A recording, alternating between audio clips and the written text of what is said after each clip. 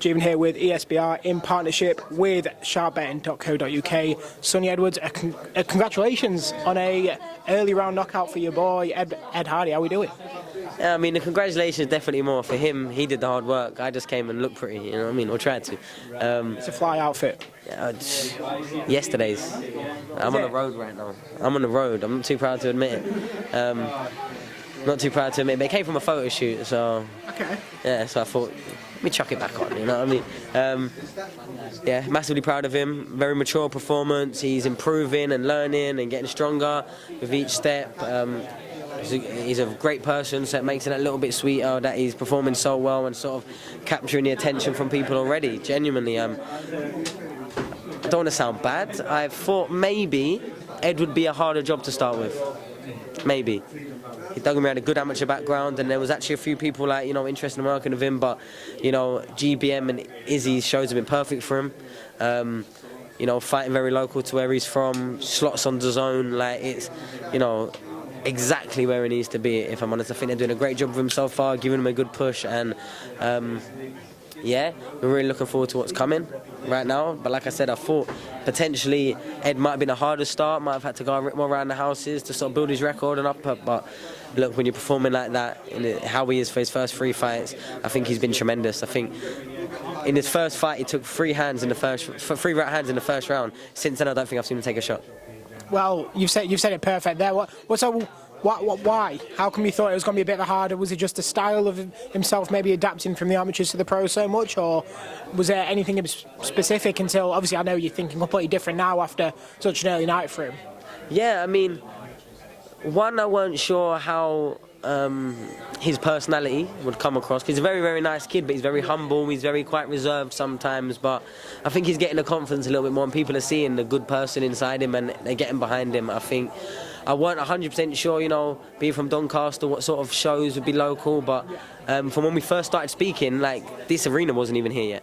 Do you know what I mean? When he first turned pro but had to wait a year while his medicals, his licensing was all coming, it took much longer than he'd have wanted, but he got over that, and then the ball started rolling straight away. Izzy was knew him from the amateurs, had heard good things about him. He was one of my sparring partners for years, so I knew him very well. Obviously gave him a lot of rounds, and you know, over a couple of years, probably helped mature him a lot, as well as all the other rounds, to be honest, in Steel City Gym. And then, yeah, it kind of all just made sense, but like a very young fighter. And, you know, when I like someone, I like all the fighters I work with, but like I don't want to chuck them straight in the deep end too quick before they're like ready to actually swim in it, you know. And his first opponent was like a Nicaraguan, his second opponent hadn't been stopped, his third opponent was Argentinian, so it's like, but he's, you know, he's ticking every box. He's coming through with shining colours. He's looking strong.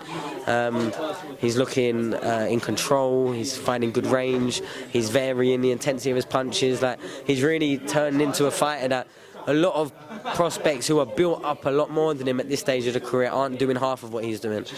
Not only that, but he seems as a mature person. I feel that's coming. The gimmick of the farm boys starting to get somewhere, starting to become a thing. You hear people shouting it in the stands, and not only that, but he's now backed it up with a fantastic combination for a finish. So it's got to only feel better for yourself.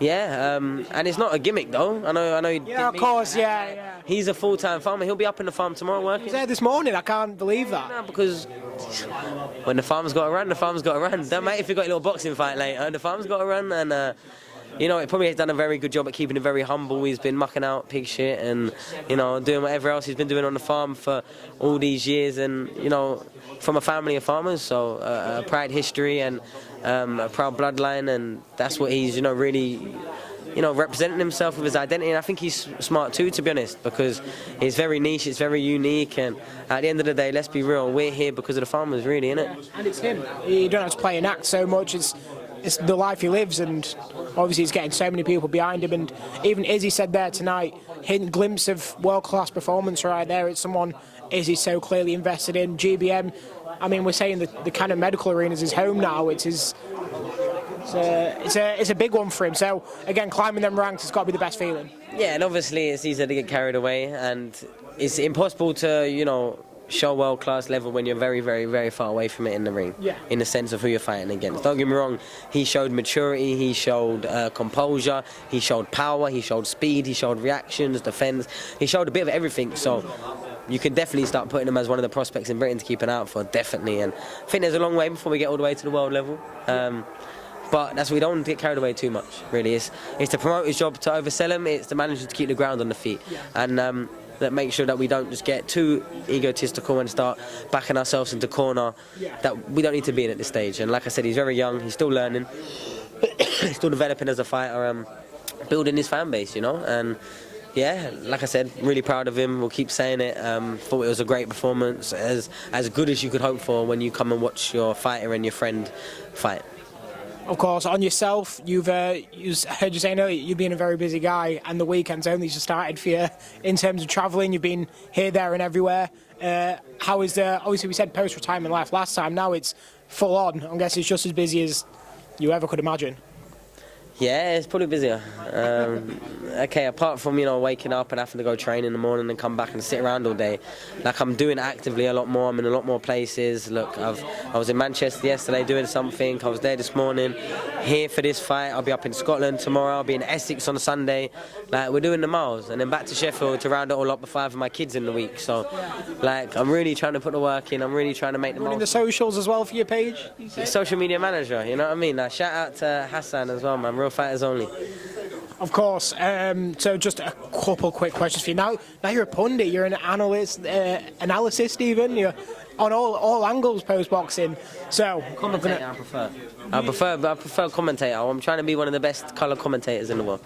I'm smashing it. I can't lie. I'm loving it. Yes, you've been everywhere now, haven't you? Is that something you're hoping just keep going on with? And obviously the bigger events, so many big ones coming up.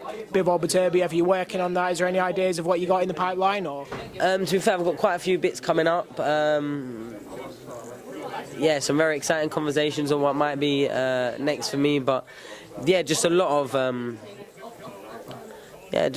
opportunities really. So, you know, thank you to Matchroom for looking after me straight out of my professional career, and you know, giving me some where you've seen me straight away. And yeah, look forward to hopefully working with them a lot more coming through 2025. of course, tomorrow we've got another big event, Chisora, in his second to last fight in Manchester. How have you got that one going against Otto Wilde? Tough competition. I don't really care about heavyweight boxing.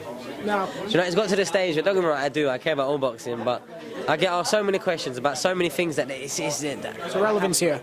No, but I'm irrelevant to it. Nah, you know, everyone's to hear the sunny opinion. Listen, you ask about Marlin, who I've never met. Chisora, okay, I've had some running, like some time spent with, but not too much. Don't know him that well. And you know, I'm in no part of their teams. I've got no fighters on the undercard. I'm not going to be there. So it's like me constantly asking questions about stuff that I have no involvement in when I'm involved in so much. It's like you could ask me about Georgia right now. You could ask me about Thomas Assomboy's comeback. You could ask me about Brandon Dowd's British title. Talking about Chisora. Well, let's talk about top tier Sunday. Yeah, I get what you mean. Sunday is like you said, down in Brentwood, if I'm right. Brentwood, Essex.